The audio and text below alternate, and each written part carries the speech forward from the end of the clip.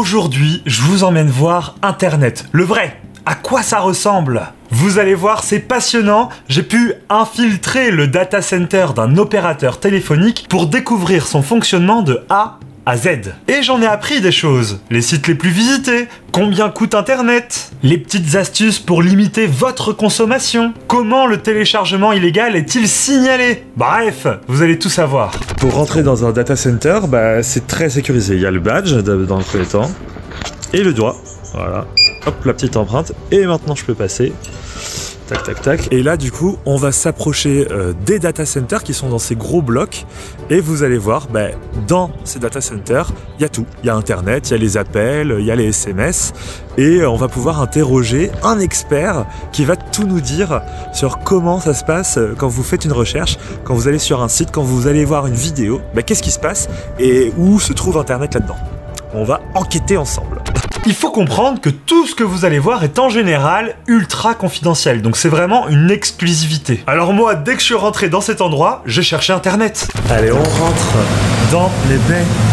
Regardez-moi ça. Alors je sais pas si vous m'entendez bien, mais ça fait un bruit monstre.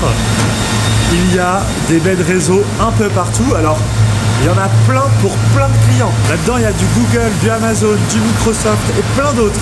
Dans ces baies, se stockent plein de données et transitent plein d'informations. Et donc là, voici, mes amis, Internet. Je l'ai trouvé, il est là. C'est ces câbles jaunes qui sortent d'ici, qui ramènent Internet dans ces différents firewalls qui vont trier un peu ce que vous faites et qui vont vous protéger.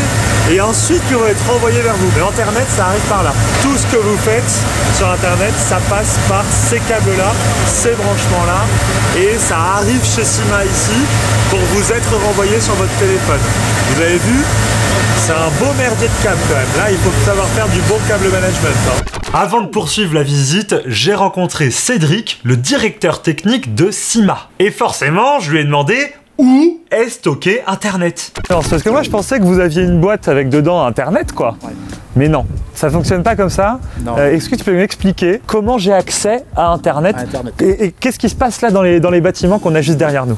Tout d'abord, en fait, quand tu vas allumer ton téléphone, en fait, tu vas accrocher les antennes de l'opérateur. Donc ça, c'est les petites barres, 1 barre, 2 barres, 3 barres, 4 barres. Voilà, plus le logo 4G ou 5G. Une fois que tu vas accrocher ça, en fait, les requêtes que tu vas envoyer donc pour aller sur un site internet ou pour aller voir une vidéo vont arriver chez nous sur des équipements qu'on appelle des P-Gateway. Par exemple, là, les gens qui nous regardent, ils ont lancé cette vidéo-là. Donc ça a été une requête pour vous. S'il est chez Syma, oui, ça va être une requête pour nous. Donc nous, on va lui attribuer une adresse IP sur son téléphone. Ouais.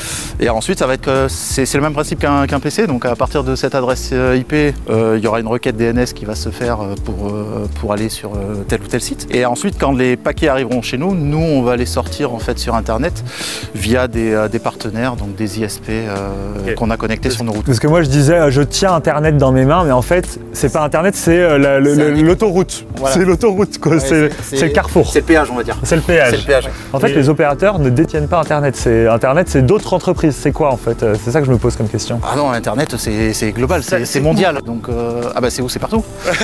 C'est partout. Bon, pas ici, sur ce site-là, mais les clouds, typiquement, les clouds sont aussi dans des data centers. Enfin, toutes les sites sont hébergés chez les sites, etc. Voilà, sur des machines, et ensuite, tout ça est raccordé. Tout ça n'est qu'une histoire de péage, en fait. Ça, quelque part, c'est que des carrefours, en fait, et vous êtes un gros carrefour. Je comprends bien. Alors vous vous demandez peut-être pourquoi il y a un bruit monstre autour de moi comme ça, là, pourquoi ça pipe dans tous les sens. C'est parce que cet endroit est ultra réfrigéré. Il y a des frigos partout. Et là, vous vous en rendez peut-être pas compte, mais d'ici, il y a de l'air froid qui sort du sol, qui monte jusqu'ici. Là, je monte ma main en l'air, il fait très chaud. L'air froid doit être aspiré dans les serveurs, puis rejeté à l'arrière pour dissiper la chaleur des installations, quoi. Et là, en face de moi se trouve la boîte à SMS et à appel. On a donc tous les SMS des clients qui sont envoyés, qui arrivent ici et qui sont ensuite renvoyés par tout un chemin de câble aux autres opérateurs si c'est pour un autre opérateur. Et ici se trouve la boîte à appel. Donc quand vous appelez, ça transite ici et c'est renvoyé vers le numéro que vous appelez. Ce qu'il faut se rendre compte, c'est qu'ici tout est doublé. Si tout ça tombe en panne ou prend feu, j'en sais rien, je dis n'importe quoi, eh ben il y a une autre machine exactement la même qui prend le relais et qui évite que tous les clients soient dans la panade, quoi. Donc tout ça est sécurisé. Et regardez-moi ce beau bousin qui coûte a priori à environ 100 000 balles. C'est une machine qui permet aussi de réceptionner internet, les câbles verts là qu'on voyait jaunes, et qui va redistribuer la donnée aux clients de Syma. Et donc là, regardez-moi ça. C'est incroyable. Bon, par contre, faut pas être phobique des câbles, hein. Regardez-moi ces chemins qu'il y a au plafond. C'est des autoroutes de câbles fibres qui passent comme ça et qui vont dans les bêtes serveurs pour vous servir à vous, hein. Et là, je peux vous dire que câble management, vous pouvez vous amuser, hein. Là, ça prend du temps. Et évidemment, vous vous doutez bien, tout ça, c'est protégé par des accès sécurisés par badge. Là, celui-ci, mon badge, il l'ouvre pas. En même temps, j'ai un badge visiteur. Donc, heureusement pour eux. Je pourrais débrancher un truc, ça serait fini. C'est immense. Bon, vous en doutez, j'ai fait mon curieux et une de mes premières questions c'était quels sont les sites les plus visités sur internet? Et là, l'âme humaine n'est pas aussi pure que je pouvais le penser. Est-ce que vous voulez voir un truc très rigolo? Regardez, ici il y a un ordinateur qui est connecté à peu près tout, hein, et je peux voir en direct quels sont les sites les plus consultés sur internet via les réseaux Syma. Dans les premiers, on voit tout de suite, il y a YouTube qui a consommé depuis ce matin 87 gigas, donc c'est pas mal quand même. Ensuite on a Netflix, WhatsApp, Facebook, Cloudflare. Bon après voilà, je vais pas tous les citer parce que c'est la fête hein, chez les gens. Je sais pas si vous avez déjà vu ça, mais regardez-moi ce câble. Regardez ça. C'est un câble qui envoie du 100 gigas par seconde. Vous imaginez le débit? Donc 100 gigas par seconde, ça représente pas toute la consommation internet des clients de Syma, parce qu'en moyenne, on a à peu près un débit de 60 à 70 gigas par seconde d'utilisé par les clients Syma en cumulé, hein. Donc 100 gigas par seconde, c'est la capacité que Syma a à envoyer de la donnée à tous ses clients. Alors vous imaginez pour les autres opérateurs, Orange, SFR, etc., c'est beaucoup plus. Mais là, voilà, ici on a du 100 gigas, et le jour où ils auront plus de clients, ils augmenteront le débit. Et c'est là que ça devient intéressant, quand on voit la place que prend la vidéo dans la bande passante internet. Bon alors que ce soit Syma ou Orange, hein, Orange c'est juste 26 fois plus grand, pas grand chose, mais ça fonctionne de la même manière, juste le matériel est dupliqué. Et donc là je me pose la question de comment les opérateurs arrivent-ils à gérer la quantité de data demandée par ces clients? Parce que vous le savez, ce sont des câbles qui vous lient à internet, et il y a une limite, il y a un débit. Alors comment ils font? Imaginons demain Disney Plus annonce que il y a un nouvel Avengers et qui sort demain sur leur plateforme et que tout le monde s'y connecte. Quel problème vous pouvez avoir chez vous? Sur le principe, la sortie ne sera pas gênante. Maintenant, dans l'hypothèse, effectivement, il faudrait que tout le monde se connecte en même temps. C'est ça. Au même moment, donc à la même seconde. Et qu'est-ce qui se passe là? Là, tu aurais une saturation des tuyaux. Et donc, dans ce cas-là, tu aurais une dégradation en fait, de la qualité Internet pour l'ensemble des clients. Donc, c'est vrai que cette machine en fait, que tu as vue tout à l'heure, en fait, ça va nous permettre d'affiner en fait, ces réglages. Nous, ce qu'on va faire, en fait, si on prend encore l'exemple de YouTube, c'est qu'on va réduire la bande passante utilisée par cette application. Et comme les algorithmes de YouTube sont faits en fait pour s'adapter à la qualité de ton réseau, au lieu de regarder la vidéo en 4K, ils la verront en mode entre guillemets dégradé. Donc en HD ou en 720. En HD ou 720 ou peut-être même plus bas hein, s'il y a vraiment 480. Besoin. Mais comme ça permet en fait de ne pas avoir de saturation au niveau du réseau. Ouais, tout le monde peut regarder sa vidéo, juste pas en ultra HD. Et donc ça c'est des choses qu'au quotidien vous pouvez ajuster de temps en temps ou ça arrive rarement? Non, ça se fait automatique. Oui, ça se fait automatique. En fait, on a une sonde en fait qui est connectée à ça et en fait en fonction des débits qu'on reçoit en fait on a ensuite des algorithmes en fait qui gèrent ça et qui vont modifier le profil de l'utilisateur parce que la réduction ne se fait pas en fait sur l'application en elle-même. C'est pas parce que tout le monde regarde YouTube qu'on va réduire YouTube. Ce qu'on va faire nous c'est qu'on va réduire les gros consommateurs de YouTube par exemple pour rester dans l'exemple de YouTube. Mais donc moi par exemple. Par exemple toi. Ouais. La réduction va se faire au cas par cas. C'est pour ça que ça rame quand c'est en 4K pour moi. C'est ça. Ils m'ont ciblé. C'est par utilisateur, c'est pas par application. Et c'est peut-être cette info qu'il faut retenir. Si votre YouTube dégrade systématiquement la qualité, que vous passez de la 4K à la 480p sans raison, et bien peut-être que vous êtes identifié comme grand consommateur et que les opérateurs... On se calme Jean-Jacques, tu arrêtes avec YouTube, tu nous prends toute la bande passante, on réduit le débit. Cédric, on est ensemble depuis quelques minutes maintenant, je vais pas te mentir, j'ai une question qui me taraude l'esprit, pas du tout pour moi, c'est pour un ami. Si je télécharge illégalement C'est mon pote, hein, pas moi. Ouais. Un torrent ou quelque chose comme ça, avec ma 4G, ma 5G, voilà. Est-ce que vous pouvez le détecter, ça, un téléchargement illégal? Oui, alors après, il va y avoir plusieurs paliers. Si c'est ton premier téléchargement, on va laisser passer. Une petite série. Par contre, si c'est récurrent, il va y avoir plusieurs gradations en fait de sanctions, on va dire.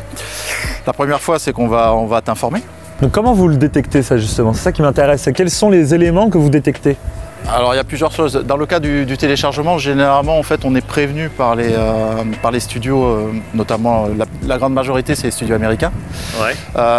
Ils savent comment eux, ils ont des méthodes pour détecter qui télécharge quoi. Ils peuvent mettre un tracker dans un torrent par exemple pour savoir qui tu télécharges. Donc alors, il y en a qui le font, oui. C'est eux qui upload Game of Thrones. Par exemple.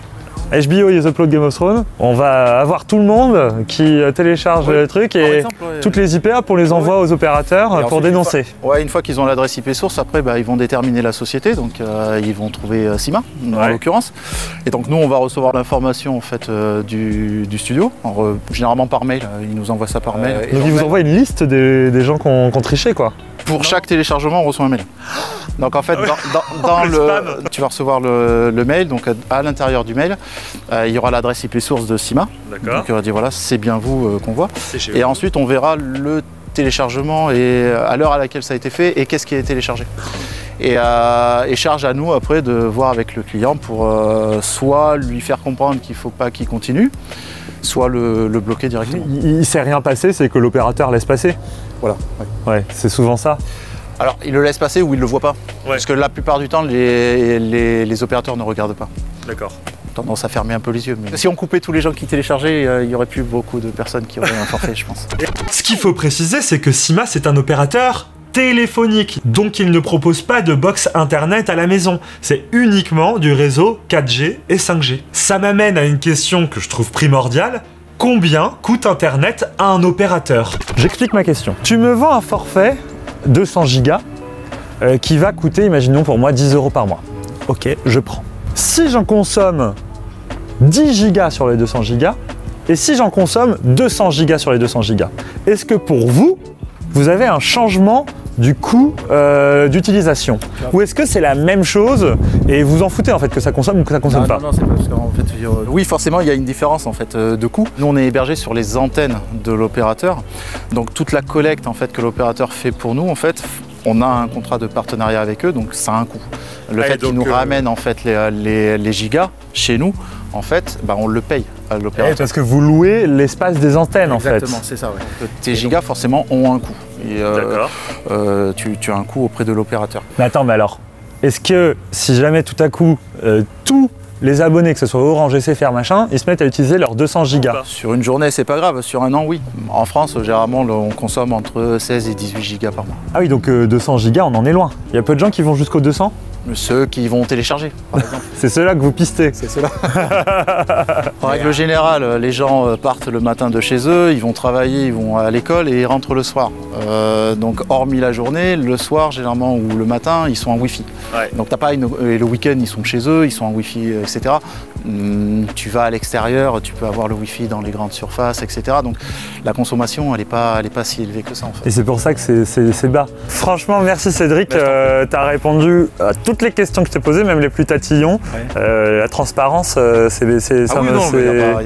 me l'as dit en plus quand je suis arrivé, moi je suis transparent. C'est le mot d'ordre chez Sima où il n'y a pas de raison de cacher quoi que ce soit. Ouais. Voilà, donc tu nous as tout dit et je pense que ça éclaire beaucoup de choses.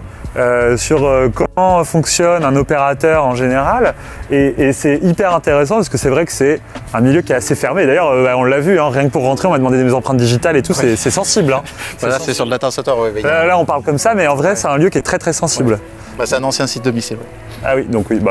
La chance que j'ai eue de faire cette visite, c'est que Sima, c'est le seul opérateur en France à posséder son propre cœur de réseau. Tout comme les 4 opérateurs historiques en France, Orange, SFR, Bouygues et Free. Et autant vous dire que les 4 historiques n'auraient jamais ouvert leurs portes. Donc là, on a vraiment eu accès à des zones et des informations qui sont généralement gardées secrètes de tous. Et là, on peut se poser la question de comment ils font les autres opérateurs, type La Poste, Énergie Mobile, Pritel et j'en passe. Et ben on les appelle des MVNO. MVNO, comme Sima d'ailleurs, des Mobile Virtual Network Operators. Et eux, ce sont simplement des locataires du matériel des opérateurs historiques. Donc ils ont beaucoup moins d'entretien technique à gérer, et par contre le jour où il y a un souci, bah là, c'est pas de leur faute, c'est de la faute de leur prestataire. Donc en gros, ça casse un peu la réactivité, et c'est la raison pour laquelle Sima a voulu posséder son propre cœur de réseau. J'espère que cette vidéo vous aura plu et que vous aurez appris des choses. C'est vraiment inédit de pouvoir découvrir ça et de pouvoir échanger avec une personne comme Cédric, qui est clairement hautement qualifié. N'hésitez pas à lâcher un petit like, à vous abonner et à nous suivre sur tous les autres réseaux. On fait d'ailleurs des live Twitch tous les jours où on pourra répondre à toutes vos questions. Vive la technologie, vive les opérateurs et vive Internet. Ciao!